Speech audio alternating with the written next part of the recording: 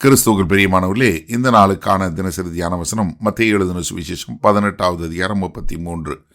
மத்தேயு 18:33. Matthew 18:33.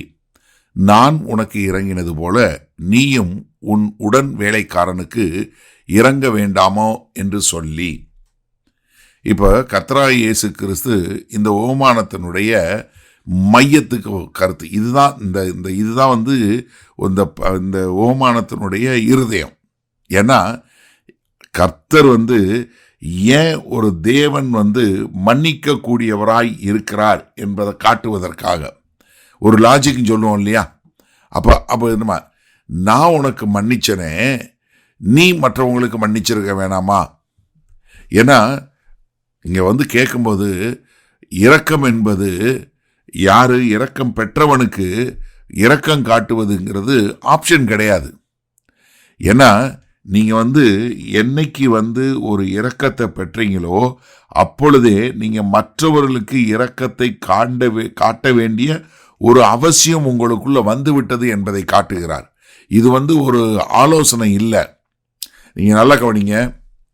இங்கே சொல்லும்போது உனக்கு எதிராக குற்றம் பண்ணவன் என்ன, உடன் வேலைக்காரன். நீங்கள் 2 பேருமே வேலைக்காரன், நீங்கள் 2 பேருமே கடன் பெற்றவன், 2 பேருக்குமே என்ன வேணும்? இரக்கம் வேணும். ஏன்னா இப்போ நீங்கள் இங்கே சொல்லும்போது இதில் நீங்கள் எந்த ஒரு சாக்கும் சொல்ல முடியாது. எல்லாரும் பாவிகள் தான். இதில் உயர்ந்த பாவி, தாழ்ந்த பாவி, இல்லை இந்த ஆள் அந்த ஆள் எதுவுமே கிடையாது. ஏன்னா அவங்க சொல்லும்போது என்ன, 2 பேருமே வேலைக்காரன், 2 பேருமே கடன்காரன், 2 பேருக்குமே இறக்கம் வேணும். அப்போ என்ன, நீ உன் உடன் வேலைக்காரனுக்கு நான் காட்டினது போல. எப்படி? தேவனுடைய இரக்கம் என்பது என்ன ஒரு அளவுகோல் என்ன ஆகுது? நம்ம மற்றவர்களுக்கு காட்டக்கூடிய ஒரு அளவுகோல். நான் எப்படி உனக்கு இரக்கம் காட்டினேனோ, நான் எப்படி உன்னுடைய கடன்களை மன்னித்தனோ அதே போல நீயும் மன்னிச்சிருக்கணும். ஏன்னா நீ தேவனுடைய பிள்ளை என்று சொல்லக்கூடிய ஒரு அந்தஸ்துக்கு வந்துடுற. ஏன்னா நீ செலுத்தி தீர முடியாத ஒரு கடனை நான் உனக்கு மன்னிச்சேன். அப்போ நீ என்ன பண்ணியிருக்கணும்? நீயும் மற்றவனுக்கு அதை மன்னிச்சிருக்கணும். அப்போ இங்கே கர்த்தராகிய இயேசு கிறிஸ்து சொல்லும்போது இங்கே என்ன சொல்கிறாரு? நீ எவ்வளவு தூரம் நான் என்கிட்ட மன்னிப்பு பெற்றது போல மற்றவங்களுக்கு நீ மன்னிப்பை கொடுத்துருக்கணும். ஏன்னா எபேசியர் 4வது அதிகாரம் 32வது வசனம் சொல்லும்போது எப்படி, தேவனாகிய கர்த்தர் எப்படி கர்த்தராகிய இயேசு கிறிஸ்துக்குள்ள நம்முடைய பாவங்களை எல்லாம் மன்னித்தாரோ அதே போல நாம் எல்லாருடைய பாவங்களை மன்னிக்க வேண்டும் என்று சொல்லக்கூடியதாக. அப்போ கர்த்தருடைய இரக்கத்தினுடைய என்ன அளவுகோலின்படி நம்ம அளந்தாரோ அதேபடி நம்மளும் மற்றவர்களுக்கு அந்த இரக்கத்தை கொடுக்க வேண்டும் என்பதுதான் தேவனுடைய ஒரு பாவ மன்னிப்பினுடைய ஒரு அளவுகோலாய் இருக்கதை நம்ம காண முடிகிறது.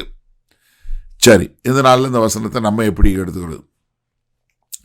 இரக்கம் பெற்றவர்கள் மற்றவர்களுக்கு இரக்கம் காட்டுகிறவர்களாக இருக்க வேண்டும். ஏன்னா இங்கே அவர் கேட்குற கேள்வி, இந்த ராஜா கேட்குற கேள்வி எதை காட்டுகிறது? அந்த வேலைக்காரனுடைய ஒரு மாய்மாலத்தை காட்டுகிறதா? இப்போ நீங்கள் இரக்கத்தையும் கருவையும் பெற்ற நீங்கள் மற்றவங்களுக்கு அதை காட்டாமல் இருக்கலாமா? ஏன்னா அங்கே சொல்லும்போது கர்த்தர் தான் அவர் எப்படி நமக்கு மன்னித்தாரோ அதுதான் நமக்கு முன்மாதிரி. அவர் எப்படி மன்னித்தாரோ அதே போல தான் நம்ம மன்னிக்கணும். ஏன்னா நம்ம இந்த குற்றத்தினுடைய அளவு எவ்வளவுங்கிறது இல்லை.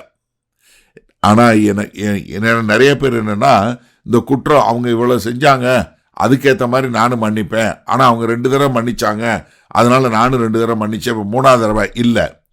ஏன்னா இங்கே கர்த்தராகிய இயேசு கிறிஸ்து சொல்லக்கூடிய இந்த ஓமானத்தினுடைய இருதயத்தை புரிஞ்சு கொள்ளுங்க.